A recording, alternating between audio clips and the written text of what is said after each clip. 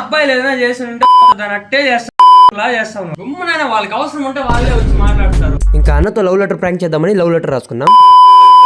Hello everyone, Rakesh అన్నతో చిన్న పని పడి తిరుపతికి వెళ్తున్నాం. ట్రైన్ వచ్చేకే 5 minutes ఉందంటే మా వాడు అప్పుడే నిద్రలేసి వస్తున్నాడు. మా వల్ల అయినంత స్పీడ్ గా వెళ్ళాము, అయినా 2 minutes లేట్ అయింది. ట్రైన్ ఉందో లేదో అని ఫాస్ట్ గా వెళ్ళి చూస్తే ట్రైన్ కూడా మా అలాగే 2 minutes డిలే అయింది. సరే అని టికెట్ తీసుకుని ట్రైన్ ఎక్కేసాం. ఇంకా మా సీట్ ముందర కేరళ బ్రో ఉన్నాడు. అప్పుడే ఒక సమస్య వచ్చి పడింది. ఆయనకి తెలుగు రాదు, మనకి మలయాళం రాదు. ఇంకా ఆయన మాతో మాట్లాడుతూ ఉంటే ఇంకా మాకు రిప్లై ఏమి ఇవ్వాలో తెలియక మనసులో ఆయో మాత్రమే చెప్తున్నాం.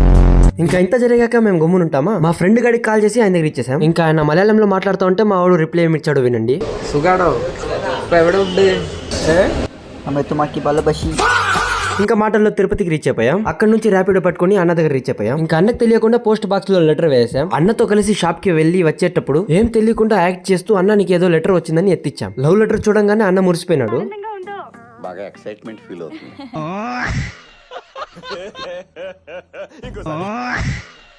దాంట్లో వేరే అన్న హ్యాండ్ రైటింగ్ బాగుందంటే మావాడు మురిసిపోయినాడు.